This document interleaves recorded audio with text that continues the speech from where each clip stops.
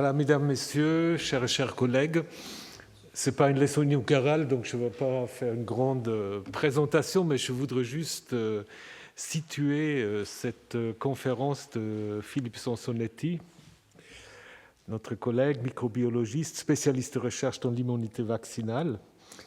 Il y a presque 2 ans, c'est le 16 mars 2020, Philippe avait donné ici même, avec un public qui peut être réduit à Madame Meston de Rennes et moi-même, si je me souviens bien, premier jour du premier confinement, une conférence Covid-19 ou la chronique d'une émergence annoncée. Et je pense que c'était la conférence la plus suivie sur notre site web, où Philippe vraiment nous avait permis de commencer à cerner les dimensions de cette pandémie qui nous a frappés de façon brutale et pour laquelle nous étions totalement démunis, pris vraiment à l'improviste, et puis nous ne savions pas ce que l'avenir allait nous préparer. 2 ans plus tard, je ne sais pas si on est beaucoup plus avancé, mais quand même un peu plus, grâce au vaccin notamment. Et je suis très reconnaissant à Philippe qu'il nous a proposé en fait de faire le bilan. Comment s'arrêtent les pandémies, c'est un magnifique titre. Évidemment, on peut l'interpréter, et Philippe va nous montrer comment on peut l'interpréter. Est-ce que cette pandémie va s'arrêter? Et qu'est-ce que ça veut dire une pandémie qui s'arrête? Ou est-ce qu'il faut apprendre à vivre avec un virus? Donc tout cela, Philippe va maintenant nous le présenter. Je voudrais vraiment, au nom de toutes et tous, te remercier d'avoir pris cette initiative de maintenant devant un public qui peut même tomber les masques, nous parler des années à venir. Donc merci beaucoup Philippe et je te laisse la parole. Merci beaucoup Thomas pour cette très gentille introduction. C'est vrai que c'est beaucoup d'émotions 2 ans plus tard. Je regrette le titre, Comment s'arrêtent les pandémies, parce que si les choses étaient aussi simples que ça, on le saurait déjà. Mais il y a peut-être déjà un élément de réponse, c'est le nombre de personnes dans la salle. Ça, c'est ce qu'on appelle un critère sociologique et ça fait partie de la définition de l'arrêt, entre guillemets, des pandémies. Donc je vais essayer au fond, fonder ma présentation sur un peu d'historique des pandémies et de voir, au fond, à partir de l'histoire des pandémies, ce qu'on peut retenir et essayer de projeter pour l'avenir de la pandémie présente. Alors, tout d'abord, les pandémies d'hier sont les endémies d'aujourd'hui et les pandémies d'aujourd'hui seront les endémies de demain. Ce n'est pas très optimiste, mais dans l'immense majorité des cas, c'est la situation telle qu'elle se présente. Alors un petit lexique quand même pour qu'on parle tous de la même chose. Une épidémie, c'est l'apparition d'un nombre anormalement élevé de cas d'infection dans une zone géographique limitée, dans un groupe particulier d'individus, éventuellement sur une période donnée. Voilà, c'est les définitions. Une pandémie, c'est simple, la définition, c'est une grosse épidémie. Alors, ça veut dire quelque chose quand même. Ça veut dire que les paramètres, les R0, tous ces trucs compliqués qu'on a appris pendant 2 ans ne sont pas tellement d'actualité. Une pandémie, ça se prend plus sur des éléments comme, par exemple, c'est un nouvel agent causal, il y a une haute transmissibilité, la propagation est planétaire, elle est explosive, le nombre de cas est élevé. Et puis surtout, on en parlait à l'instant, les conséquences économiques, sociales, globales sont rapidement préoccupantes. Donc c'est un tout qui effectivement définit cette situation. Alors l'OMS bien sûr a une qualification plus technique. On parle d'urgence de santé publique de portée internationale, PHEIC, Public Health Emergency of International Concern. Mais ça dit aussi très bien ce que ça veut dire et en gros ça ressemble tout à fait à la définition d'une pandémie. Alors une endémie, c'est une maladie qui est présente en permanence sur un territoire ou dans un groupe donné de personnes, d'individus.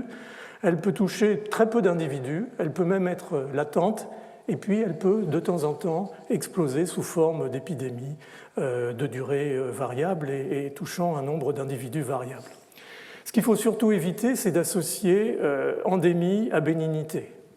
On a chaque année 600 000 décès de paludisme sur la planète, surtout des enfants. On a chaque année 1 500 000 décès de tuberculose.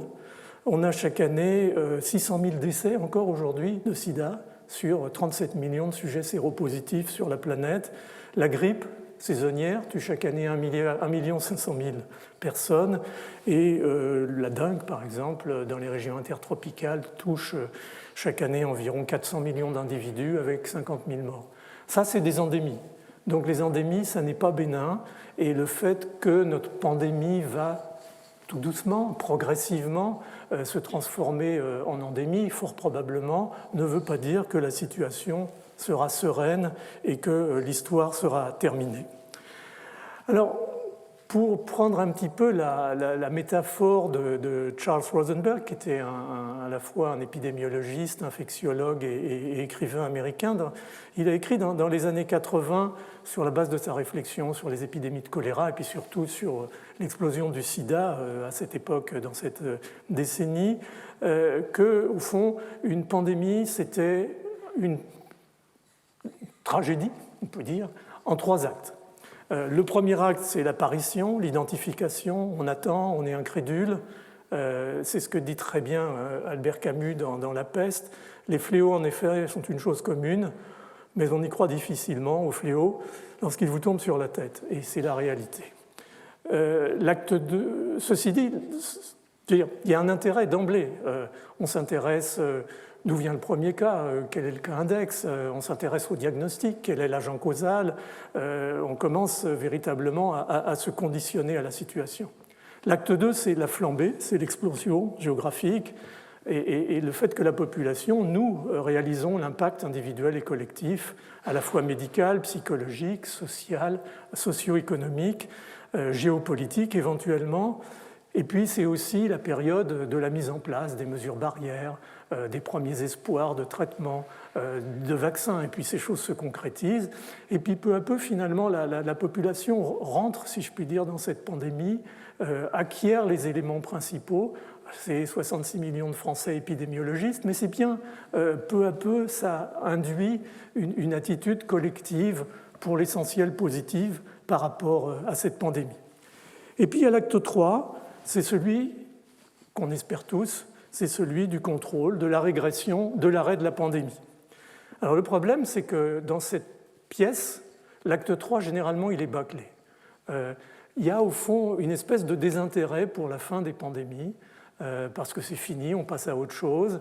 Et du coup, que ce soit les spécialistes de santé publique, que ce soit les historiens, que ce soit éventuellement les écrivains, comme Albert Camus, parlent assez peu de la fin des pandémies. Et donc les références à l'histoire des pandémies manquent un peu de ce côté-là. Il est bien évident que cette métaphore, elle ne tient que si on considère qu'une pandémie, c'est un objet, au fond, à la fois médical, mais aussi un objet sociologique. Alors, qu'entend-on, au fond, il est peut-être temps d'y arriver, par arrêt d'une pandémie.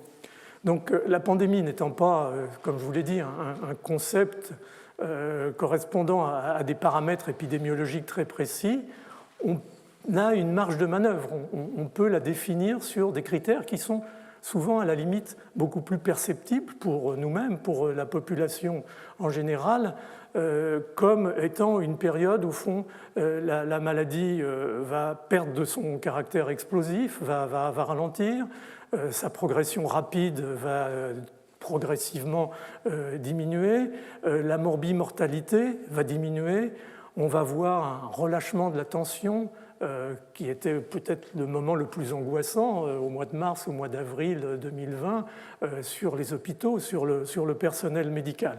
Donc tout ça, au fond, ce sont des éléments qui s'emboîtent peu à peu dans le temps et qui font qu'on va sortir progressivement de la pandémie et éventuellement entrer dans quelque chose d'autre, en l'occurrence éventuellement la phase endémique.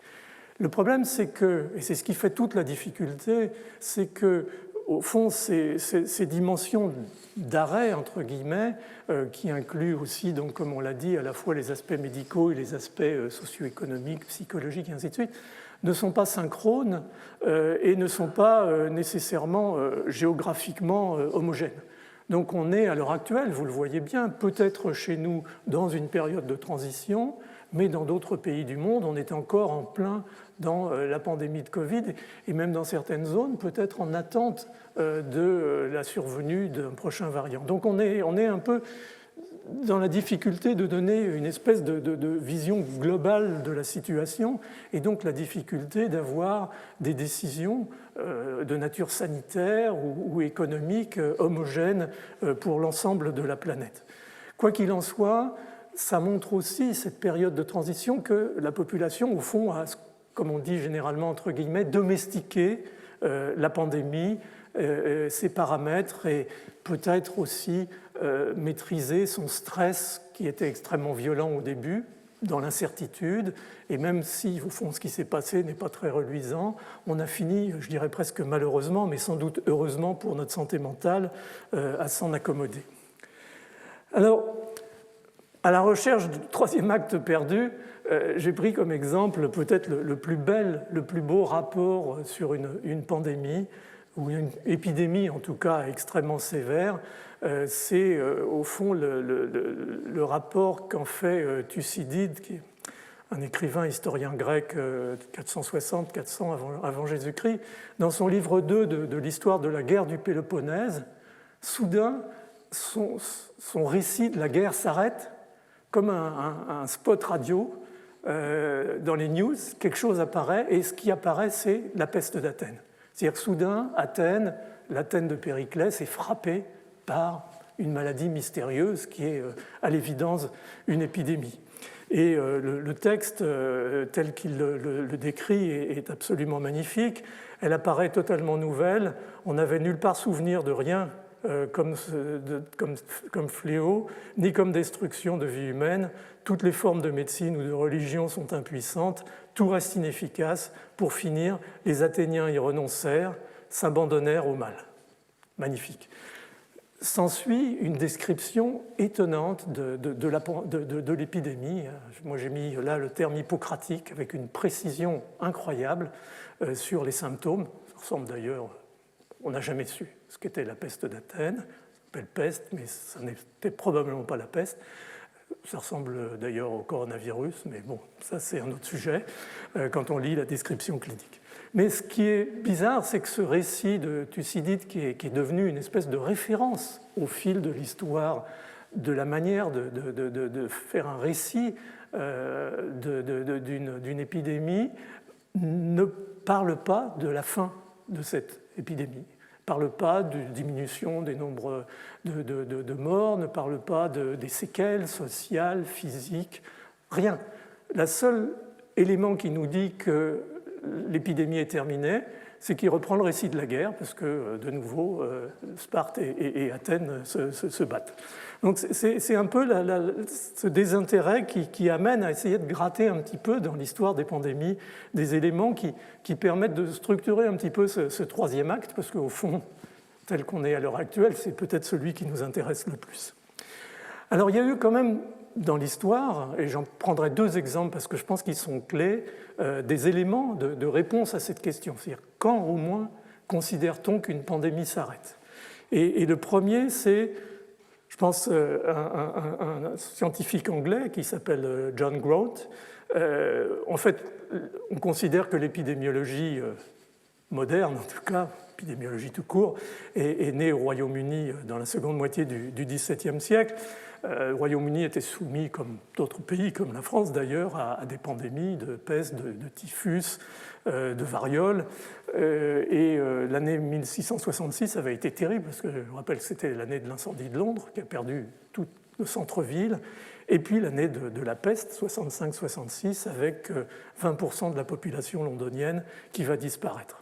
Alors, John Grote, ça faisait pas mal d'années qu'il s'était penché sur 40 ans de registre d'état civil des paroisses, ce qu'on appelle en anglais les Bills of Mortality.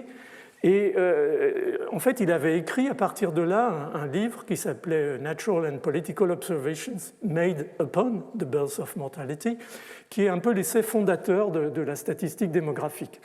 Et au fond, avec des applications mathématiques, en faisant des règles de 3 sur les dates de naissance, de baptême, sur les dates de décès disponibles, il avait réussi à reconstituer l'âge des décès et d'en induire l'espérance de vie. Mais au passage, il avait vu des pics sur ces registres et il avait été sans doute un des premiers à rapporter vraiment ces pics de mortalité à des épidémies, en particulier typhus en 1634 et la peste de Londres, bien sûr, en 1666. Et en fait, il en concluait qu'une épidémie s'arrêtait, non pas quand la maladie disparaissait, mais lorsque le niveau de mortalité revenait aux chiffres de ce qu'on appelait les temps normaux. Et en fait, c'est un élément qui est important à double niveau. Le premier, c'est que la mortalité, ce n'est pas uniquement la maladie elle-même, c'est aussi le contexte social. On sait que plus les gens sont pauvres, indigents, plus la mortalité est élevée. Et on l'a vu, encore une fois, se confirmer pendant la période du Covid. Villermé, en France, en 1832, l'avait très bien dit à l'occasion de la deuxième pandémie de choléra. Et donc, cette deuxième élément important qui sort de ce travail, c'est la notion de surcroît de mortalité, qui est devenu un élément essentiel dans le report des données épidémiologiques. Et au fond, si on y réfléchit, quand on regarde ou qu'on essaye de résumer l'impact que peut avoir ou qu'a pu avoir une épidémie ou une pandémie sur la population, comme vous le voyez à droite, le premier chiffre qu'on va chercher, ce sont les chiffres de mortalité, de manière à afficher la gravité, l'importance, l'extension éventuelle de ce drame sanitaire.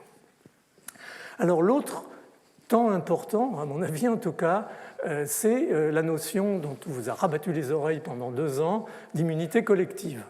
On ne sait jamais très bien d'où ça vient, cette notion d'immunité collective. Alors l'immunité collective, c'est lorsque une population a été suffisamment touchée, un pourcentage suffisamment élevé de cas, elle devient immunisée et la circulation du virus ou du micro-organisme pathogène en cause diminue et éventuellement s'éteint, passe en dessous d'un seuil qu'on appelle le seuil épidémique, et c'est représenté sur ce petit schéma avec des couleurs. Et un médecin, un chercheur épidémiologiste américain qui s'appelait Wade Frost, en 1920-1930, a véritablement apporté les éléments de base de cette analyse.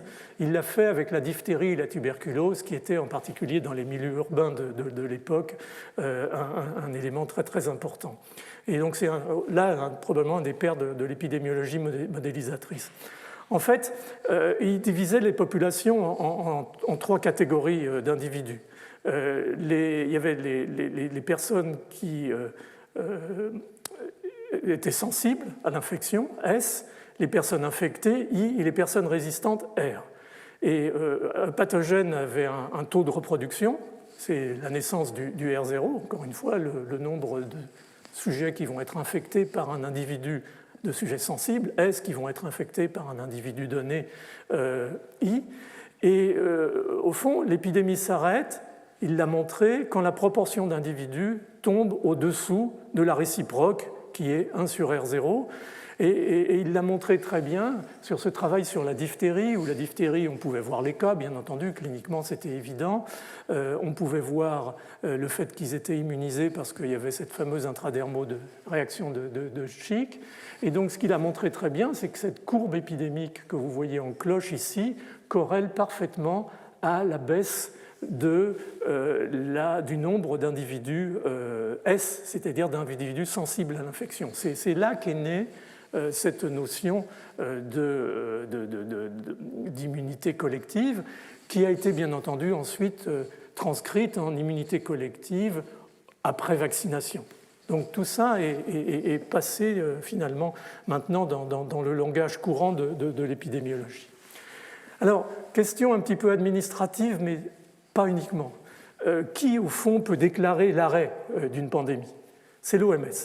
L'OMS, c'est la seule institution de santé globale qui sont en relation avec les ministres de la Santé de tous les pays de la planète et qui les réunit à l'Assemblée mondiale de la santé, où, au fond, se gère la coordination de la santé sur la planète.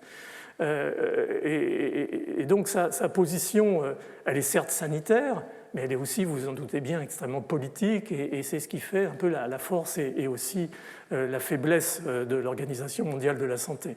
Il y a un comité d'urgence qui est officiellement responsable pour la gouvernance globale et la coordination de la réponse internationale à une pandémie, c'est-à-dire que c'est au fond l'Organisation mondiale de la santé qui déclare le début et l'arrêt de cette urgence de santé publique de portée internationale, qui a été au fond mise en place dans la révision du règlement sanitaire international après l'épidémie de SRAS, on y reviendra rapidement, en 2002-2003.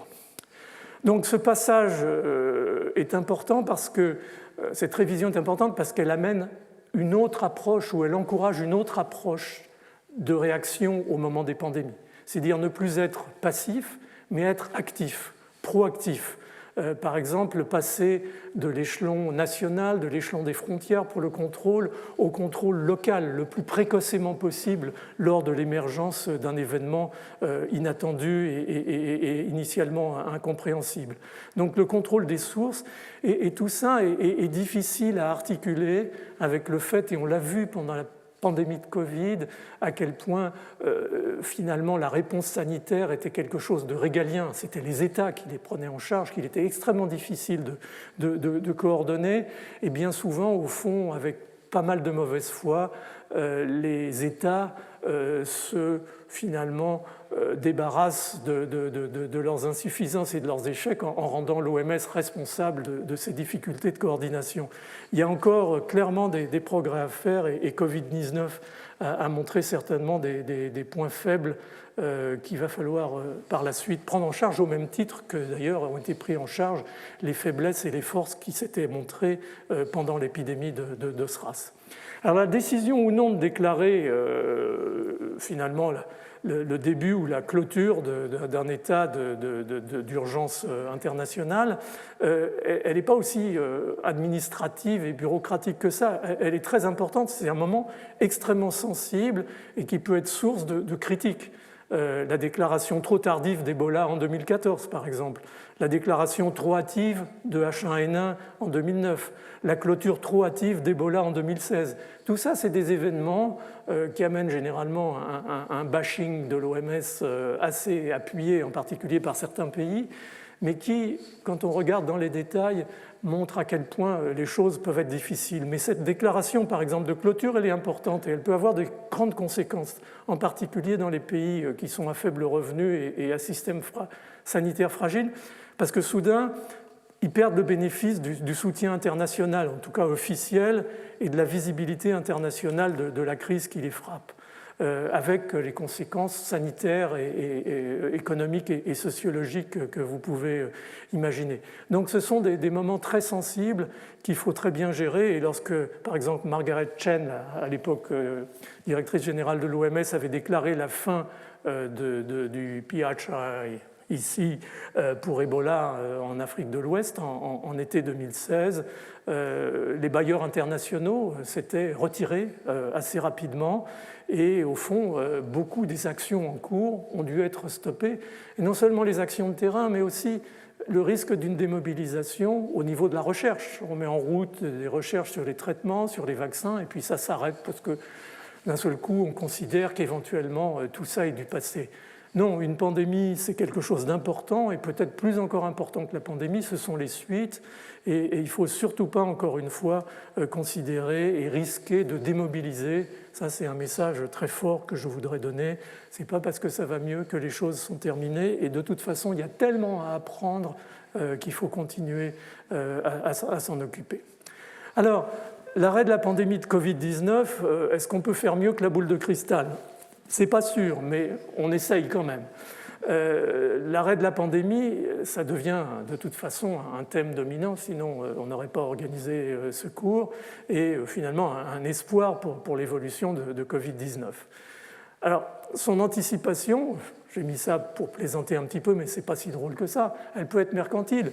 Je ne donne pas de nom de laboratoire, de Big Pharma qui fabrique un des grands vaccins actuels, qui a promis que le vaccin serait vendu à prix coûtant jusqu'à la fin de la pandémie. C'est quoi la fin de la pandémie? Si c'est l'arrêt tel qu'on peut le définir maintenant sur un certain nombre de critères de baisse de la charge émotionnelle, économique, sanitaire, ça peut être très rapide. Et il y a encore 5% de la population des pays pauvres qui n'est pas vaccinée contre Covid. Donc il y a beaucoup d'éléments, j'insiste un peu là-dessus, excusez-moi, mais qui sont importants à prendre en considération. Alors, comment peut-on essayer de se projeter un petit peu? On peut regarder dans le rétroviseur, c'est-à-dire s'intéresser bien sûr aux références historiques de pandémie et tenter au fond de calquer Covid-19 sur ce qui ressemblerait le plus sur le plan épidémiologique, virologique, immunologique à des maladies qui se sont développées dans le passé, des pandémies développées dans le passé et sur lesquelles on a suffisamment d'éléments pour analyser, avec les réserves que j'avais mises sur le troisième acte, des éléments importants qu'on peut prendre en considération. Et puis il y a bien entendu un autre pôle qui est le pôle de la modélisation mathématique, des projections qui se développe et qui s'est développée de façon majeure au cours de cette pandémie de Covid-19. Vous avez tous entendu parler des projections de l'Institut Pasteur qui ont servi largement au comité scientifique à conseiller le gouvernement pour sa stratégie de contrôle de la pandémie. Donc il y a des courbes de décroissance pandémique qu'on essaye d'établir, ces fameuses downward epi curves. Voilà, mais ça reste quand même de la modélisation, ça permet de bâtir des scénarios, mais ça ne donne pas la vérité absolue sur la suite de la situation. Et au fond, il est probable qu'une manière de se projeter, c'est quand même de combiner un petit peu tout ça pour essayer d'en faire un tout. Alors, un beau modèle, si je puis dire, c'est la grippe. C'est ce que j'appelle toujours dans mes cours la mère des pandémies. Il y a eu 11 pandémies grippales depuis le XVIIIe siècle, avec des intervalles interpandémiques qui varient. Minimum 8 ans, entre 1781 et 1789, on a assez de références historiques pour voir quand même que ça ressemblait drôlement à la grippe. Maximum 42 ans, entre 1847 et 1889, c'est intéressant. D'ailleurs, vous voyez sur cette courbe-là, qui est de la grippe, enfin en tout cas la surmortalité liée probablement à la grippe au Royaume-Uni, au Pays de Galles. Vous voyez qu'entre 1840 et 1847 et 1889, il y a une espèce de plat. C'est-à-dire il n'y a probablement même pas de mortalité très visible de la grippe saisonnière. Et puis d'un seul coup, brutalement, apparaît un grand pic en 1889, qui est ce qu'on a appelé la grippe à l'époque asiatique ou la grippe russe. Probablement la grippe, mais pas absolument certain. Certains pensent que ça ressemblait peut-être à une infection comme Covid, comme SRAS. En tout cas, ce qu'on voit très nettement sur cette courbe d'emblée, c'est qu'il y a une période avec plusieurs pics entre 1889 et 1891, 3 pics avec des gravités différentes. On a l'impression que la maladie circule un petit peu, mais c'est interplanétaire. Et puis, ça se calme un tout petit peu, puis hop, ça repart et on a de nouveaux pics jusqu'à peu près en 1900 et des pics de mortalité assez élevés. Et c'est là qu'on commence à se dire, est-ce que c'est vraiment la grippe? Est-ce que ce n'était pas autre chose, des variants type ce qu'on peut voir dans les infections à coronavirus maintenant, chez l'animal et chez l'homme? On ne sait pas, parce qu'il n'y a pas d'archéovirologie disponible pour essayer de retrouver, on a dit H3N8, mais on n'a pas de certitude du tout. Peut-être donc Corona. Et puis il y a la reine des pandémies, bien entendu, qui est la grippe espagnole, qui va se développer à partir de 1918 et durer jusque, en tout cas, on le dit habituellement, l'été de 1919, mais on va revenir là-dessus parce que c'est un point important. Et puis cette succession de pandémies régulières en 1957, en 1968, un petit peu en 1977, en 2009, donc ces intervalles pandémiques variables, mais vous voyez un peu 40 ans, entre 68 et 2009, on est à 41 ans, on est dans ces intervalles dont on ne sait pas du tout la nature de la rythmicité, l'horloge biologique derrière ça, mais c'est comme ça. Donc voilà un peu le profil qu'on peut prendre un peu comme référence d'emblée pour ce que pourrait devenir la pandémie de Covid-19. Alors, Cette pandémie de grippe espagnole, sans rentrer dans les détails, elle a quand même causé 50 millions de décès, on parle même de 100 millions. Le virus responsable, c'était un sous-type d'une souche aviaire A, H1N1, hémagglutine 1, neuraminidase 1, bien garder en tête, hein, c'était H1N1. Passage direct oiseaux, essentiellement les oies sauvages qui sont les porteurs principaux de ce genre de virus, éventuellement les canards, mais soit passage direct à l'homme, une vraie grippe aviaire, soit passage par un intermédiaire porcin, on ne sait pas encore. En tout cas, le résultat n'était pas brillant et au fond, pour l'instant, on ne sait pas. Mais ce qu'on sait, c'est le virus, parce que par un travail formidable au début des années 2000, un certain nombre de chercheurs, en particulier aux États-Unis, ont réussi à reconstituer le virus H1N1 de la grippe espagnole à partir de cadavres conservés dans le pergélisol, dans le permafrost, à partir de coupes histologiques de patients, de soldats en particulier, qui étaient décédés dans les camps en 1918 aux États-Unis de cette grippe espagnole, et de voir en fait qu'on a ce virus. Et ça sert au fond de référence à l'évolution, et vous allez voir l'importance que ça peut avoir. Ce qui va être très important dans cette épidémie de grippe espagnole, et vous voyez sur la courbe en bas, c'est que d'habitude, la grippe en termes de mortalité, en particulier la grippe saisonnière, c'est une courbe en U, c'est-à-dire c'est assez létal chez les enfants et bien entendu très létal chez les personnes âgées. Là, ce qui était bien particulier, j'ai mis une flèche rouge, c'était ce W en fait, et cette courbe de mortalité très importante chez les adultes jeunes. Et ça a beaucoup frappé la population. C'était entre 20 et 30 ans. Donc il y a eu, au fond, une très forte mortalité qui était tout à fait inhabituelle et assez effrayante au démarrage par rapport à ce que les gens avaient comme expérience finalement de la grippe. Il y a eu deux vagues, une en septembre-décembre 1918 qui a été la plus meurtrière, en tout cas en France, et une en mars-mai 1919. On pense qu'elle a touché 500 millions d'individus sur la planète. À l'époque, il y avait 1,5 milliard d'habitants sur la planète, en gros.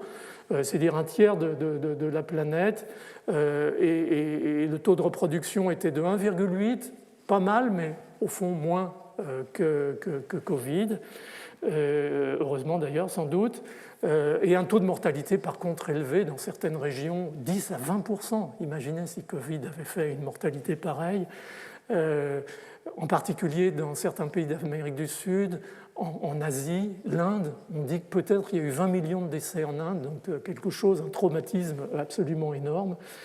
Plutôt moins dans les pays, disons, occidentaux, 2 ou 3%. En gros, il y a eu 250 000 décès en France, encore qu'on sortait de la guerre, il y avait la censure militaire. Je pense qu'en particulier dans les armées, beaucoup de cas ont été cachés et on était sûrement au-dessus de ça. L'autre problème qui a fait la gravité, c'est que ces patients se surinfectaient, faisaient des pneumonies bactériennes et qu'il n'y avait pas d'antibiotiques à ce moment-là. On était 10 ans avant et sans doute une grosse partie de la mortalité a été liée à ces surinfections microbiennes. Alors, après se pose la question, où est partie la grippe? Qu'est-ce qui s'est passé? Et au fond, la sortie de pandémie, on la fixe généralement à l'été 2019, mais ce n'était sûrement pas un arrêt brutal. Il y a eu une incidence soutenue jusqu'en 1922, avec clairement des bouffées épidémiques à la fois aux États-Unis, en Europe et sans doute ailleurs.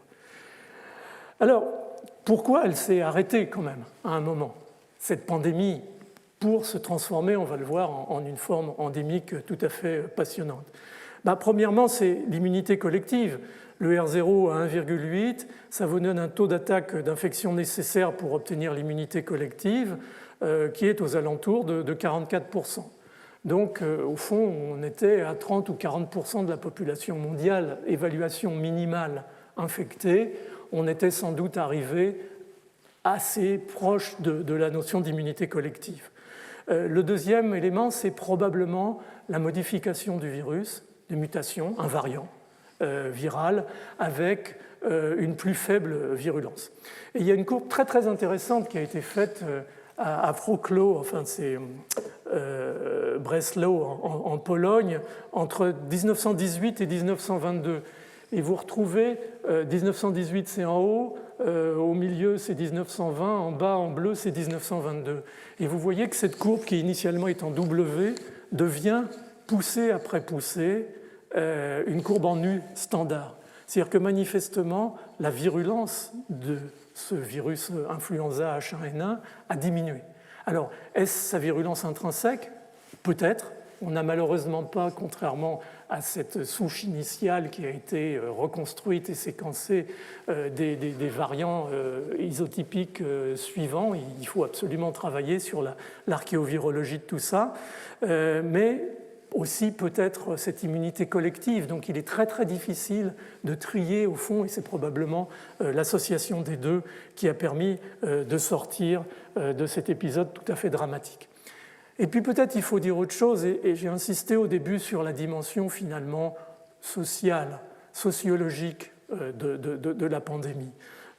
C'est aussi parce que la société a décidé qu'elle devait s'arrêter, cette pandémie, que cette pandémie, je dirais, s'est arrêtée. Au fond, pour les populations européennes, ça a été on dirait presque une scène supplémentaire au dernier acte de la Première Guerre mondiale, qui avait été un traumatisme épouvantable, qui avait généré une résilience importante dans les populations. Et on pourrait presque se dire, après tout, un peu plus, un peu moins, est-ce que ça a fait véritablement une grosse différence pour les populations? Et en France en particulier, il y a eu, peut-être à cause, encore une fois, du traumatisme de la guerre, un certain fatalisme à cette pandémie, même si on a été choqué par, encore une fois, la mort de beaucoup de jeunes, y compris de jeunes artistes, poètes, écrivains. Et fond, la population s'en est pas excessivement préoccupée, ce qui est tout à fait étonnant. Et j'ai retrouvé dans un extrait d'un journal de février 1919, on sortait de la première vague quand même théoriquement assez dramatique, où le journaliste écrivait « Le public dans son ensemble est plutôt réfractaire au port du masque parce qu'il craint d'être ridicule avec ce masque sur le visage ». Ça vous rappelle quelque chose? Alors, il y a eu quelques efforts assez héroïques pour faire mettre des masques aux Parisiens. Vous avez un exemple à gauche avec des arguments un peu discutables. Les Américains aussi ont eu énormément de mal, même s'ils se montrent beaucoup en photographie avec des masques, c'était pas si facile que ça. Alors eux, c'était la version américaine, c'est-à-dire si vous ne mettez pas les masques, vous irez en prison. Mais bon, voilà, il y a eu une approche sociologique intéressante. Mais moi, la société n'en pouvait plus et c'était le temps de passer à autre chose et c'était les années folles et au fond, cet arrêt de la pandémie, ça s'est enterré dans un bruit de fond général, probablement. Ce que je voulais dire aussi, parce que ça c'est un peu mon dada, c'est important d'y revenir, c'est qu'il y avait de la grippe espagnole encore à Paris en 1920, mais en 1920 à Paris, il y a eu une épidémie de peste, la peste des chiffonniers, dans les faubourgs à Clichy. En 1920 en France, il y a 4000 enfants qui sont morts de diphtérie.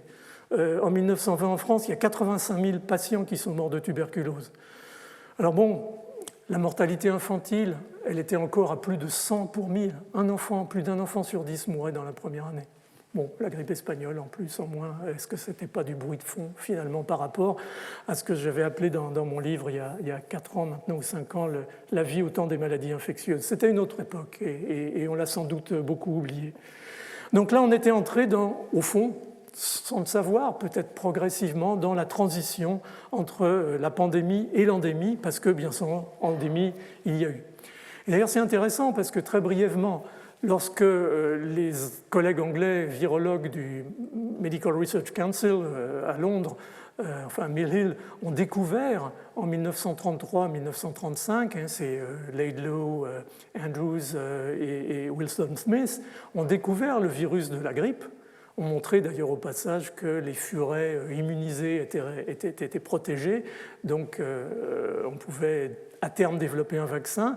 Le virus qu'ils ont découvert, c'est le virus H1N1, c'est celui de la grippe espagnole, éventuellement avec quelques mutations successives qui expliquaient ces pics épidémiques, puisqu'ils avaient sélectionné ces échantillons à partir de malades qui étaient finalement sous le régime déjà établi de grippe saisonnière avec le virus H1N1 qui avait été le virus cause de la pandémie de la guerre de 14-18.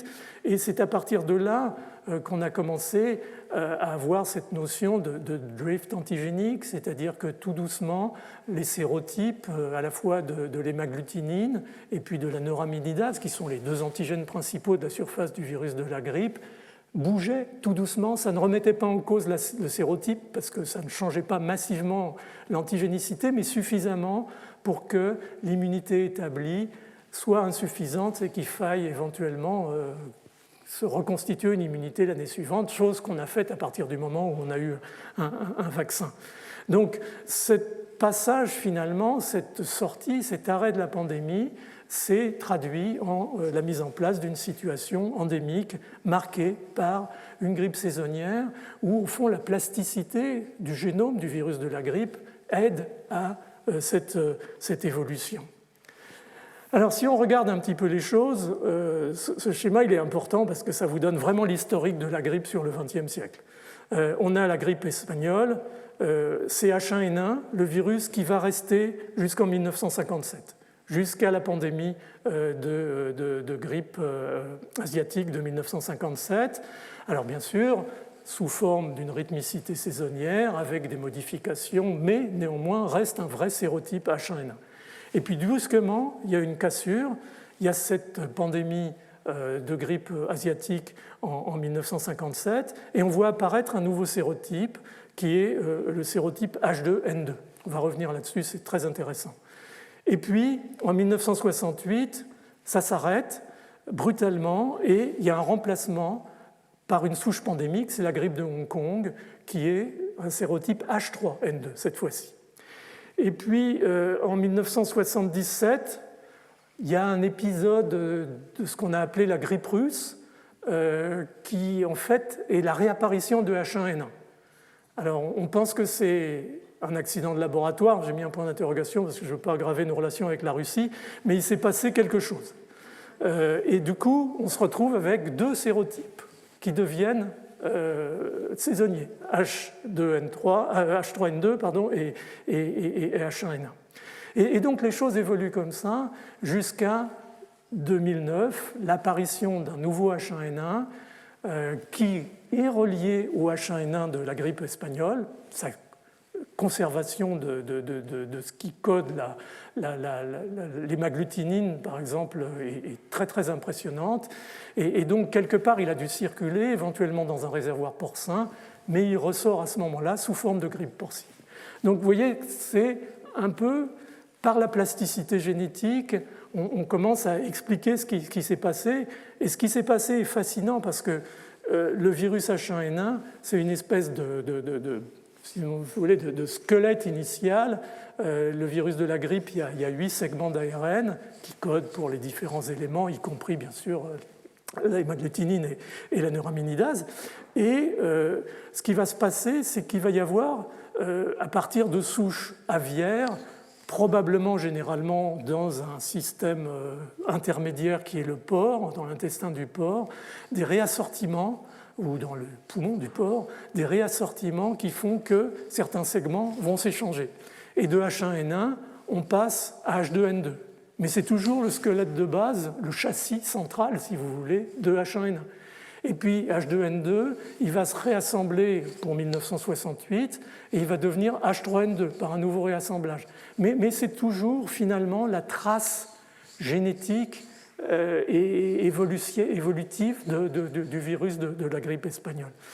Donc j'insiste là-dessus, j'en suis désolé, parce que je pense que même si les mécanismes sont différents, puisque le processus de modification des coronavirus, par exemple, il n'y a pas de segment, c'est un génome intégral, mais néanmoins il y a des mutations, bien sûr, et peut-être trop, ressemblent à des mécanismes quand même qui font finalement assez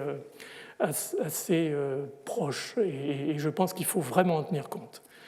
Alors, est-ce que toutes les pandémies se transforment en endémies avec une sorte d'évolution telle que je vous l'ai décrite là?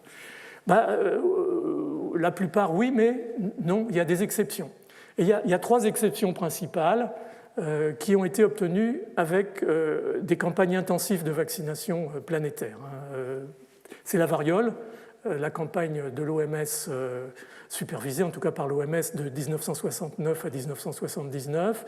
C'est la poliomyélite de 1988 à 2021. Ce sont ces campagnes d'éradication, d'élimination de ces virus. Alors, éradication, c'est on fait disparaître la maladie et le pathogène. Le pathogène n'existe plus. L'élimination, c'est le maintien de la maladie, mais sous le seuil épidémique, seulement le virus en cause continue à circuler. Ça, c'est important. Et puis, la peste bovine. Alors, la peste bovine, c'est chez les animaux, mais à chaque fois qu'on dit les succès de l'éradication pour l'OMS, nos collègues vétérinaires nous disent « Ouais, mais vous oubliez toujours la peste bovine, la FAO et l'OIE ». Donc, la peste bovine est la troisième maladie infectieuse des mammifères qui a été éradiquée par la vaccination. Et puis il y a une exception qui a été obtenue, on y reviendra rapidement, par des mesures sanitaires très strictes, associant diagnostic, identification et des contacts et isolement. C'est le testé, tracé, isolé. C'est le SRAS en 2002-2003, on va en reparler. La saga de l'éradication de la variole, c'est intéressant, d'abord parce que ça a éradiqué la variole, ce qui n'était pas une mince affaire, mais c'est aussi parce que c'est un modèle important pour savoir si on peut ou non éradiquer une pandémie. Donc en 1959, l'Assemblée mondiale de la santé vote le projet d'éradication de la variole au niveau mondial. C'était en fait l'extension de campagnes d'éradication qui avaient déjà commencé depuis le XIXe siècle en Europe et assez rapidement aussi aux États-Unis, avec des résultats encourageants, en tout cas sur l'élimination en cours de la maladie. Mais la notion d'éradication, c'était presque de l'utopie à ce moment-là quand ça a été lancé. Parce qu'il fallait toucher toutes les populations, et en particulier les populations des pays les plus défavorisés qui payaient très très lourd à la maladie. Au début des années 60, quand cette grande campagne d'éradication a été envisagée, il y avait encore 15 millions de cas annuels et au moins 2 millions de décès dus à la variole sur la planète. C'est hier, hein, et les chiffres étaient largement sous-estimés. Donc l'OMS lance la campagne de vaccination de masse, j'insiste sur le terme, vaccination de masse, on vaccine tout le monde. Et puis, c'est bien, le calcul initial indiquait qu'il fallait 80% de couverture vaccinale parce que le R0 était à 4, mais à partir de 1967, ça commence à patiner un petit peu et on s'aperçoit que beaucoup de pays n'y arrivent pas. Il y a 30 pays qui n'arrivent pas à ce résultat parce que les systèmes sanitaires ne sont pas. Et on change complètement de paradigme. C'est Donald Anderson, un épidémiologiste américain, qui va être important là-dedans.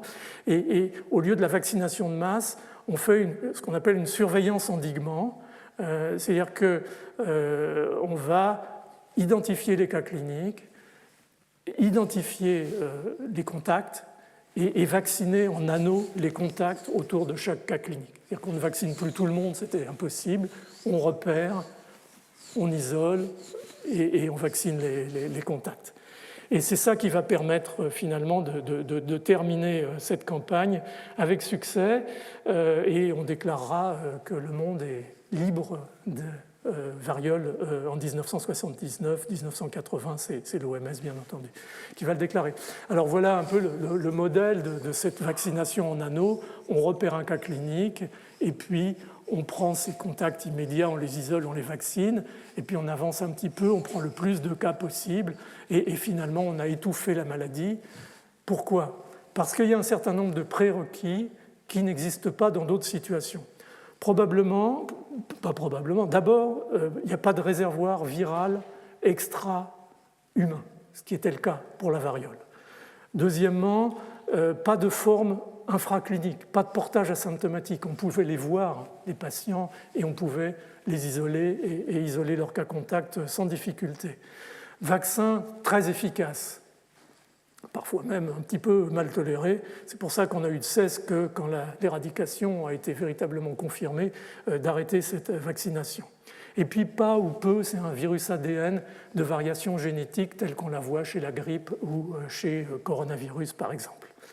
Et c'est intéressant parce que cette méthode, elle a été reprise en 2015 pour terminer l'épidémie d'Ebola en Afrique de l'Ouest, qui était partie sur un mode pandémique, puisqu'elle touchait 3 pays, la Sierra Leone, le Libéria, la Guinée, Conakry, mais très vite le Sénégal, le Mali, des pays voisins, et puis il y a même eu des métastases très sporadiques en Europe et aux États-Unis. Donc on sentait qu'il y avait quelque chose qui se préparait, et les mesures locales de contrôle physique, de diagnostic, d'isolement des patients et éventuellement de leurs contacts n'étaient pas suffisants. En plus, les conditions locales, malgré tous les efforts, étaient quand même limitées. Et il a fallu vacciner. Ça a été un choix par la méthode de la vaccination en anneaux, plus la vaccination des personnels de santé pour arriver à terminer cette épidémie d'Ebola.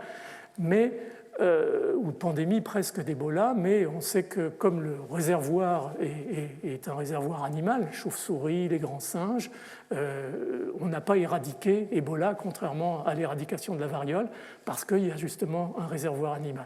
Donc vous voyez un peu les éléments qu'il faut prendre en considération pour ne pas se lancer dans des utopies d'éradication qui sont difficiles à ensuite assurer. Et c'est un peu ce qui s'est passé avec la polio. Je vais passer très très rapidement. La polio, le résultat de la vaccination polio, quand le vaccin est apparu dans les années 60 sur une population, en particulier aux États-Unis et en Europe, qui était traumatisée par la poliomyélite, c'était la maladie de l'époque parce qu'elle touchait les jeunes enfants, les adolescents, elle laissait souvent des séquelles fonctionnelles absolument terribles. Donc les gens se sont fait vacciner par le vaccin de Jonas Salk, le vaccin inactivé, essentiellement dans les pays aux États-Unis et dans les pays européens, mais aussi à l'échelle de la planète par le vaccin Sabin, c'est-à-dire un vaccin vivant atténué qui avait le mérite d'induire une immunité muqueuse très très importante et très efficace. Et sur ces bases, à partir de 1988, l'OMS a décidé, avec une coalition internationale, le Rotary, l'UNICEF, la Fondation Gates et toute une série de donateurs, y compris Mandela qui est rentré dans la danse en 1996, une grande campagne d'éradication mondiale de la poliomyélite qui finalement a réussi grâce essentiellement au vaccin Sabin, c'est un vaccin vivant atténué, le vaccin polio oral, et qui a permis de dire en 2020 par exemple que l'Afrique était libre de poliomyélite. Donc ça a été aussi un grand succès. Il y a encore quelques petits doutes sur Pakistan, Afghanistan, malheureusement difficiles à vérifier, mais il semble que globalement les 3 sérotypes soient virtuellement éradiqués. Et en Afrique, ce qu'on voit actuellement, c'est des polios vaccinales. Il y en a 1 sur 1 million. Et donc ça se posait à terme l'arrêt de la vaccination polio. Donc ça, c'est aussi un succès, mais quand je vous mets la petite étiquette bleue, 1988-2020, 32 ans pour éradiquer sur la planète, et au fond, si on met tout bout à bout, 65 ans pour éradiquer une endémie, ou ce qui était initialement une pandémie. Donc vous voyez que ce n'est quand même pas des choses si simples, il ne suffit pas de dire il n'y a qu'à, on a un vaccin, ça va marcher. Alors, l'autre aspect sur lequel je vais aller très rapidement, mais quand même ça a été un point d'orgue dans la perception des pandémies, c'est le SRAS. 2002-2003, hiver 2002 jusqu'en juin 2003, un coronavirus. C'est pour ça que j'avais appelé ma première leçon chronique d'une émergence annoncée. Il y a plusieurs points qui émergent de tout ça, si on peut dire. Premièrement, ça a été la réalisation de notre fragilité à l'échelon planétaire, parce que le virus est parti de Chine du Sud, est allé à Hong Kong, et à partir du hub aéroportuaire de Hong Kong, s'est diffusé en une nuit dans une quinzaine ou une vingtaine de pays de la planète. Fragilité terrible qu'on n'avait pas encore tout à fait perçue jusqu'à présent. Ça, c'était le premier point. Le deuxième point important, ça a été, il y a eu 8000 cas en tout, environ 800 décès, pas énorme, mais qui montrent que la maladie s'est arrêtée, qu'on a pu l'arrêter. Donc on peut, dans certaines circonstances, arrêter une pandémie en train de se constituer. Mais surtout, le personnel médical a été très touché. 20% des cas de SRAS ont été des personnels médicaux, médecins, infirmières, personnels dans les urgences. Et ça, c'est des éléments qu'il faut savoir et que peut-être on a un peu négligé quand même quand Covid-19 nous est tombé sur la tête au mois de février 2020. On savait la fragilité des personnels, en particulier à ces infections hospitalières à coronavirus. Et puis, le troisième point important, ça a été qu'effectivement, on pouvait contrôler, et ça a été vraiment le triomphe du tester, tracer, isoler. Mais, encore une fois, c'est un peu comme pour l'éradication, il y a eu des conditions. Et ces conditions, en fait, permettent de regarder en miroir Covid-19. Le SRAS, c'était véritablement une maladie où les gens n'émettaient qu'en toussant au pic de l'infection, quand ils avaient beaucoup de fièvre et qu'ils n'allaient pas bien du tout. Donc, en général, ils étaient isolés et essentiellement hospitalisés. C'est pour ça d'ailleurs que c'est les médecins et les infirmières qui ont été beaucoup contaminés. Mais dans les 5 premiers jours, là, en période d'incubation, ils n'émettaient pas de virus. Et c'est pour ça que les courbes, les modélisations ont permis de montrer qu'en testant, traçant, isolant, à la fois les patients et les cas contacts, on pouvait contenir l'infection et en fait elle s'est éteinte d'elle-même. Ce qui était quand même tout à fait extraordinaire, alors que vous savez que pour Covid-19, malheureusement, le fait que les patients, certains ne sont même pas patients d'ailleurs, ils sont juste infectés, ils ne le savent pas, émettent du virus très tôt, avant qu'éventuellement des symptômes ne surviennent, fait que ce genre d'approche a été plus difficile à mettre en place. Alors néanmoins, je voudrais très rapidement, juste pour vous expliquer un petit peu certaines stratégies différentes selon les pays, dire un mot de Nan Shanchong. Nan Shanchong, c'est un professeur de pneumologie à Guangzhou, à Canton, en Chine, et c'est celui qui a observé les premiers cas dans sa région, en tout cas dans son hôpital, d'infection qui allait être connue comme le SRAS, donc à SARS-CoV.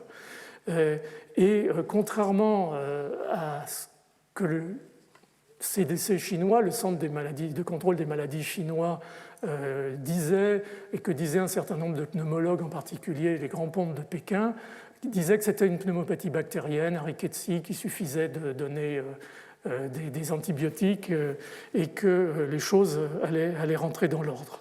Lui a compris que c'était autre chose et a mis en fait sur la voie de la découverte du virus, du SRAS, du coronavirus, mais en même temps, il a mis en place une méthode, celle dont on a parlé, de tester, tracer, isoler, extrêmement efficace, puisque vous avez vu qu'à la fois en Chine, où les choses commençaient vraiment à se gâter, et à l'échelle de la planète, ça a permis de contrôler cette pandémie en puissance.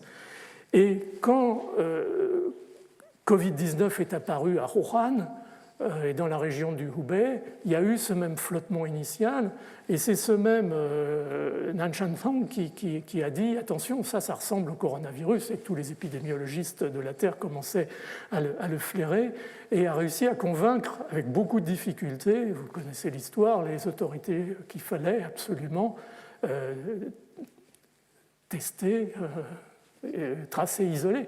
Mais il a fallu le faire à l'échelle de Covid, qui est beaucoup plus difficile que SRAS, bien entendu, et à l'échelle de populations énormes, comme des villes comme Wuhan de 10 ou 11 millions d'habitants. Donc il a été à l'origine de cette stratégie Covid-0 qu'a mis en place la Chine, qui est une stratégie impitoyable de contrôle aux frontières, d'isolement pendant 3 semaines, je le sais, j'y passe régulièrement, de diagnostic dans la population et d'isolement éventuellement d'immeubles, d'un quartier ou de l'ensemble de la ville. Et donc quelque chose qui est efficace, puisque la Chine est pas loin d'être en situation de Covid-0, mais d'une fragilité pour l'avenir qu'on a un petit peu de mal à évaluer, parce que quelle va être la durabilité? La Chine va-t-elle rester isolée comme ça pendant des années, des décennies, alors que ce n'est pas très bon ni pour eux ni pour nous, ça c'est clair. Qui va avoir le courage de revenir là-dessus? Est-ce que la population qui est vaccinée par un vaccin dont on n'est pas sûr qu'il soit aussi performant que ceux dont on a bénéficié, est-elle véritablement protégée? Il y a beaucoup d'inconnus qui font que, en fait, ça remet un petit peu au début ce que je disais, la complexité de dire on est en arrêt de pandémie, parce que au fond, ça s'arrête de façon différente, à des temps différents, dans des endroits différents, sous un mode de contrôle au fond différent, étant bien entendu que même si l'Europe avait pu faire un peu plus de tester, tracer, isoler, ça aurait sans doute amélioré la situation et dissous un certain nombre de clusters, mais de là à faire supporter à nos populations ce que supporte la population chinoise et les étrangers visiteurs, c'est absolument difficile à imaginer. Donc, simplement pour dire que, en dehors de ces exceptions magnifiques, le reste des pandémies sont devenues des endémies, et j'en ai mis une liste là que vous pourrez consulter éventuellement. Alors, on maintient les choses comme on peut, avec de la prévention, avec des traitements, avec des vaccins pour certaines d'entre elles, mais malheureusement, il faut s'habituer à vivre avec. Et un des plus beaux exemples, très rapidement, c'est la rougeole. La rougeole, on a essayé de l'éradiquer. C'était écrit par l'Organisation mondiale de la santé. Mais la rougeole a un R0 de 12-15, ce qu'il faut donc vacciner 95% de la population, ce qui n'est pas facile. Et on a vu que malgré les politiques sanitaires, en France par exemple, en 2008-2011, on a eu des pics de rougeole assez importants avec des décès d'enfants. Donc la situation reste un petit peu instable, et quand on regarde la situation dans le monde, on est encore loin d'une, certainement pas d'éradication, parce que les critères n'y sont pas, et même d'élimination. On sent bien que les choses évoluent, qu'il a fallu sévir, il a fallu rendre les vaccins de l'enfance obligatoires pour remonter la couverture vaccinale et casser ces épidémies. Donc le virus, il circule à bas bruit, sous le seuil épidémique, mais il est là, et dès qu'on relâche un petit peu, ça repart. Et on a vu par exemple au Venezuela la diphtérie repartir avec la crise économique depuis 2015, alors qu'on pensait que même le bactérie, avec le phage qui code la toxine, avait disparu de la circulation. Donc, est-ce qu'on peut finalement parler, et je terminerai là-dessus, de l'arrêt de la pandémie de Covid-19 ? Alors, c'est une question qui est extrêmement délicate, et je l'aborde vraiment en marchant un peu sur des œufs. Ma réponse, c'est clairement oui. Je pense que c'est une perspective raisonnable. En France, dans les pays occidentaux, surtout si on se réfère à la définition que je vous ai donnée, les données épidémiologiques, les données de modélisation, les données de niveau vaccinal qui est très élevé dans nos régions, la diminution de la pression sur les hôpitaux, la reprise économique, la domestication de la pandémie par la population, tout ça veut dire qu'on est rentré probablement d'ores et déjà, et le nombre de personnes dans cette salle nous montre qu'on est rentré déjà dans une période de transition, mais de transition probablement vers une endémie qu'il va falloir maintenant définir un petit peu mieux. Donc est-ce que pour autant c'est la fin? Non, et puis ce n'est pas encore le cas dans beaucoup de régions du monde, d'autres zones de la planète. Et puis des questions, je n'ai pas le temps de rentrer, mais continent africain très énigmatique, finalement pas autant martyrisé par cette pandémie que les pays du Nord, avec peut-être l'exception de l'Afrique du Sud. Qu'est-ce qui se passe? 74% des Africains, ce que je vois avec mes collègues à Bangui, en République centrafricaine, sont positifs alors qu'ils ne sont pas encore vaccinés, et 10% racontent une histoire de rhinopharyngite. Donc il y a une énigme africaine. Je dis ça parce que ça va être important de le prendre en compte pour les stratégies de vaccination en Afrique. Peut-être il ne faut pas aborder les choses telles qu'on les a abordées dans les pays du Nord jusqu'à présent, et c'est à nos collègues africains qu'il faut donner la parole, bien entendu, et on ne peut pas leur imposer. Alors, est-ce que c'est la fin de Covid-19 ? Non, parce que la situation reste quand même instable, hétérogène. Au niveau sanitaire international, il y a un très faible taux de couverture, encore une fois, dans pas mal de pays. Et puis non, si on se réfère à l'histoire des pandémies, et en particulier aux caractéristiques de SARS-CoV-2, dont le devenir quand même semble se rapprocher passablement de ce qu'on a vu et je vous ai décrit pour la grippe espagnole. Donc l'OMS n'est pas prêt de siffler la fin de l'urgence de santé publique de portée internationale. Alors, à quoi pourrait ressembler Covid-19 endémique? À quoi, j'espère, va ressembler pour essayer de clarifier un petit peu les choses. Comment on peut envisager la période à venir? Certainement pas retrouver le monde d'avant, ça c'est clair. Donc comment vivre avec Covid-19? Je crois qu'il faut se faire, pour l'instant en tout cas, cette idée, il faut vivre avec le virus.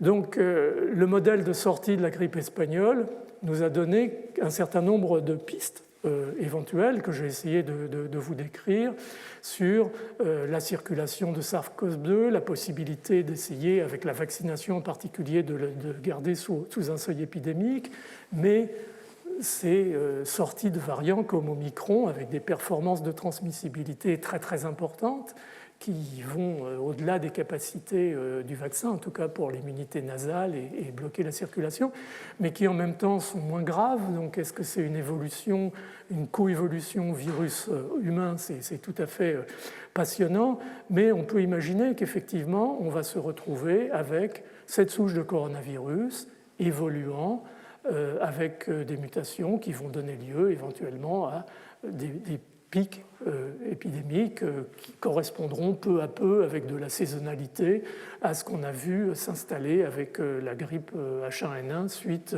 à la grippe espagnole de 1918-1919. Mais malheureusement, dans cette ambiance-là, on n'est pas à l'abri de l'émergence d'un variant beaucoup plus drastique qui serait un peu imprévisible sur le plan à la fois de son échappement antigénique à la vaccination et plus éventuellement virulent. On sait maintenant qu'il y a la possibilité pour les personnes immunodéprimées d'être plutôt sujettes à, portant chroniquement ce virus, de permettre l'émergence de variants. Donc ça, il faut les vacciner de façon extrêmement soigneuse. On sait qu'il y a peut-être des réservoirs animaux, en particulier chez les muridés et les mustélidés, qui commencent à se constituer. On a vu l'épisode des visons danois, et ce n'est pas une blague, c'est important. Et peut-être la pression sélective chez ces animaux n'est pas exactement la même que chez l'homme. Donc on peut avoir des remises en cause, et on ne peut pas absolument éliminer la possibilité d'une reprise pandémique avec un variant qui aurait véritablement, alors on dit pas subi un drift, qui sont des variations mineures, telles qu'on continue à voir en ce moment, mais un vrai shift avec l'apparition d'un changement immunologique tel que le vaccin n'est plus actif et éventuellement plus de pathogénicité. Donc j'insiste là-dessus parce qu'on ne peut honnêtement pas échapper à cette possibilité, et c'est ce qu'on voit par exemple dans la bronchite aiguë du poulet à coronavirus, où c'est extrêmement difficile d'éviter la survenue de variants, dont certains d'ailleurs sont plus que des mutations, sont des recombinaisons géniques entre différents types de coronavirus. Donc une versatilité qui laisse quand même un petit peu inquiet, et qui, si on restait sur une rythmicité endémique à peu près similaire à ce qu'on voit avec la grippe, à la suite de la grippe espagnole et jusqu'à aujourd'hui, permettrait quand même d'anticiper des cassures et des événements pandémiques un petit peu plus fréquents. Mais bon, voilà, on en est là. Alors, une endémie, ça se prépare. Ce serait bien qu'on ne recommence pas à redécouvrir l'eau tiède un mois avant que les choses n'explosent cette fois-ci. Je pense qu'il y a un certain nombre de choses qu'il faut faire et qu'il faut en particulier informer, expliquer à la population de manière à éviter ces ambiguïtés qui peuvent exister entre le citoyen et l'État. Et il y a beaucoup de choses sur lesquelles je pense qu'il est urgent de réfléchir, et certains, on n'en doute pas, y réfléchissent, mais ce serait bien qu'on soit au courant. D'abord, le réajustement de la surveillance. Au niveau humain, on ne va pas pouvoir indéfiniment tester tel qu'on l'a fait ces dernières semaines ou 2 derniers mois avec Omicron. C'est très difficile, ça coûte très cher, c'est épuisant pour les personnels, en particulier pharmaciens. Et puis, qu'est-ce qu'on en fait de ces données? Au fond, elles ne sont pas faites sur la base d'une étude prospective, structurée, donc il est difficile d'en tirer des données épidémiologiques extrêmement importantes et véritablement utiles pour gérer la politique à venir. Donc il faut vraiment qu'on mette en place des études extrêmement ciblées, prospectives, sur des populations, par exemple des populations à risque, qu'on appelle les super spreaders, les gens qui sont dans des conditions à disperser le virus assez facilement, ce qu'on appelle des hotspots, c'est-à-dire des endroits où il y a plus facilement de transport de virus et d'échange de virus.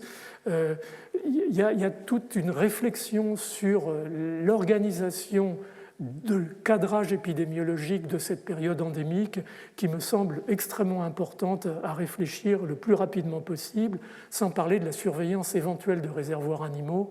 Et ça souligne l'importance de cette notion d'une seule santé qui est finalement l'unicité du monde humain et de médecine humaine et vétérinaire.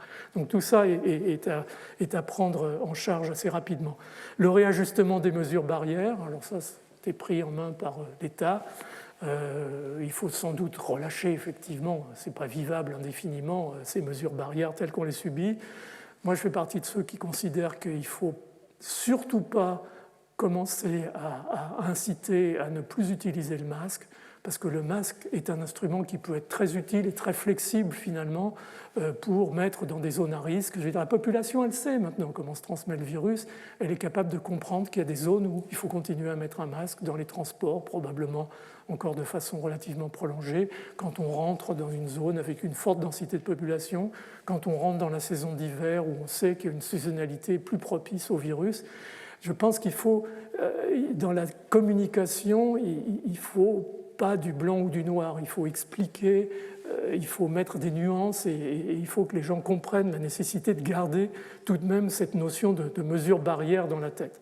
Il va y avoir la place des antiviraux qui arrive progressivement, uniquement pour les personnes les plus fragiles, bien entendu, ça va permettre de gérer la pandémie, mais éventuellement, est-ce qu'il y aura des indications plus larges? Il va falloir le définir rapidement, sinon les médecins vont être submergés de demandes plus ou moins pertinentes. Et puis, il va y avoir l'ajustement et la consolidation de la politique vaccinale, parce que la vaccination, ça a été et ça restera le pilier incontournable du contrôle maintenant de la période endémique. Alors, juste un mot pour terminer sur les vaccins. Je vais tous entendu parler des 2 vaccins vedettes qui ont permis finalement de prendre en charge très très rapidement cette pandémie, il y a à peine un an, le vaccin ARN messager et les vaccins adénovirus recombinants. Je voudrais dire tout de suite que, et je l'ai écrit en majuscule, ils ont préservé nos hôpitaux, ils ont préservé nos systèmes de santé, leur personnel, et ils ont sauvé, d'après l'OMS, au moins 500 000 personnes en Europe. Alors, stop le vaccine bashing, sans imaginer où on serait aujourd'hui sans la vaccination. Alors, ils ont un avantage, bien sûr, c'est le développement rapide, la génération de titres d'anticorps élevés, et à peu près identique à ce que fait l'infection naturelle, parfois même supérieure. Et puis, finalement, le vaccin ARN messager, en tout cas dans nos régions, s'est imposé parce qu'il est très bien toléré, en général, et parce qu'il est un petit peu plus efficace que l'autre. Donc, il y a eu une espèce de sélection, c'est comme les variants, hein. C'est le variant qui a le plus réussi. Alors, il a un inconvénient, c'est la nécessité de congélation. Donc ça, pour les pays du Sud, c'est pas idéal, mais je pense qu'avec éventuellement à terme la lyophilisation, ça s'arrangera. Alors, il a quelques petites fragilités, en particulier la durée de la mémoire immunitaire qu'il induit est relativement courte, et vous l'avez vu, expérimenté, si je puis dire, puisqu'il a fallu faire des rappels. Peut-être avec un 3e rappel, on aura une accentuation de la durée, mais de cette immunité. En fait, c'est un problème d'induction de ce qu'on appelle des lymphocytes B mémoire. Le deuxième petit inconvénient, c'est qu'il n'immunise pas au niveau muqueux, c'est normal, on immunise au niveau systémique, donc cette immunité muqueuse qui se met en place quand on a une infection locale ou quand on a une vaccination au niveau de la muqueuse, elle n'existe pas, et c'est ce qui explique au fond que ces vaccins sont des très bons vaccins pour éliminer le symptôme grave, parce que c'est des symptômes systémiques, c'est au niveau des poumons grossièrement que ça se passe, mais ont du mal à bloquer la circulation parce qu'il n'y a pas une immunité muqueuse qui neutralise le virus à l'endroit où il se développe initialement dans le nasopharynx. Alors quand je disais qu'il faut clarifier les objectifs, il faut qu'on se mette d'accord tous sur ce qu'on veut. Est-ce qu'on veut protéger contre la maladie, c'est-à-dire éviter les formes graves qui nécessitent l'hospitalisation? Avec les vaccins actuels, pas de problème, ça marche très bien, et c'est ça qui a sauvé finalement le système et nos concitoyens, comme je l'ai dit. Mais il faut savoir que du fait de cette faible protection contre la circulation, surtout si on a des variants successifs, il faudra accepter de vivre avec le virus parce qu'il va continuer à circuler. C'est un peu comme la rougeole. Donc c'est un modèle ici qu'on reverra tout de suite après. Le fait que le virus circule, j'y reviens, mais on l'a déjà dit, ça met en risque effectivement de voir apparaître des variants. Alors moins il circulera, moins il y aura de variants, parce que si vous prenez la masse de virus sur la planète, bien sûr, ça fait beaucoup de virus, et donc beaucoup de risques de sortie de variants qui sont sélectionnés. Si vous réduisez cette masse, vous en aurez moins. Donc il faut garder vraiment le pied sur la vaccination, parce que c'est grâce à ça qu'on y arrivera finalement. Et probablement à terme l'obligation de faire des rappels, peut-être annuels, comme ça a été le cas, c'est le cas pour la grippe, et éventuellement de réajuster le vaccin à un variant qui aurait trop dérivé sur le plan immunologique. Se souvenir qu'il y a seulement 5% des populations des régions défavorisées qui ne sont pas encore vaccinées, donc ça rend toute hypothèse d'aller plus loin à ce stade difficile. Et voilà, il faut bâtir avec ces pays et leurs autorités sanitaires un modèle adapté de vaccination. Alors, est-ce qu'on peut être plus ambitieux? Est-ce qu'on peut éliminer Covid-19? Alors, vous oubliez l'éradication. Je pense que ce que je vous ai raconté sur la variole vous montre que c'est absolument impossible à faire pour la Covid-19. On est plus, à la limite, dans une situation qui est proche de la rougeole, telle que je vous l'ai décrite déjà, et avec quand même une faiblesse, c'est que le vaccin contre la rougeole est extrêmement efficace.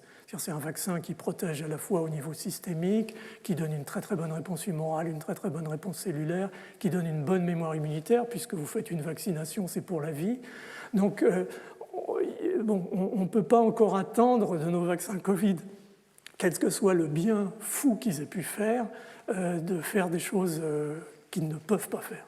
Donc ça, c'est peut-être d'autres vaccins qui vont arriver. Moi, je crois beaucoup dans les vaccins protéines purifiées et adjuvants, qui font des titres d'anticorps très élevés, qui vont peut-être permettre d'ailleurs de faire transsuder ces anticorps IgG au niveau de la muqueuse et de bloquer aussi la circulation virale. On va voir sans doute se modifier les profils, mais reste néanmoins que ces deux vaccins, en particulier MARN, sont formidables parce que, au fond, ils permettent très rapidement de se retourner en cas de changement de situation antigénique et de faire un nouveau vaccin. Donc voilà, on est à peu près là. Une petite note optimiste quand même pour terminer, c'est que peut-être notre niveau très élevé de vaccination, plus Omicron, qui a quand même considérablement circulé ces derniers mois, vont permettre, au fond, d'obtenir cet effet éventuellement d'un vaccin nasal qu'on pourrait espérer associer avec ce vaccin systémique. Tout ça reste un petit peu dans les limbes. Je voudrais insister aussi à titre personnel sur le caractère indispensable de vacciner les enfants, les jeunes enfants. On ne les a pas vaccinés quasiment jusqu'à présent. Ce n'est pas bien. On risque de conforter un réservoir pédiatrique qui peut à terme dériver vers des souches qui sont un peu plus pathogènes. On voit déjà qu'il y a un peu plus de ces fameux syndromes inflammatoires chez les enfants par rapport au début de la pandémie. Et puis, ça permettrait de simplifier et de calmer un petit peu ce bazar scolaire qu'on a pu connaître ces dernières semaines ou ces derniers mois. Donc je pense qu'il faut vacciner les enfants et encore une fois être extrêmement soigneux dans la vaccination des personnes immunodéprimées. Voilà, donc on peut quand même terminer sur une note optimiste. On est rentré, je pense en tout cas dans nos régions, dans cette transition entre la pandémie et l'endémie, mais il faut qu'on apprenne à vivre avec l'endémie. Et je voulais juste, dans ma dernière diapositive, vous dire que j'ai finalement exprimé des doutes, quelques incertitudes, Mais j'ai au moins une certitude dans tout ça, c'est que le monde d'avant, on ne le reverra pas. Et je pense que cette caricature dit tout ce que je pense de la situation. Et je me dis que c'était assez intéressant de passer en grec de pandémos à polémos. Voilà, je vous remercie de votre attention.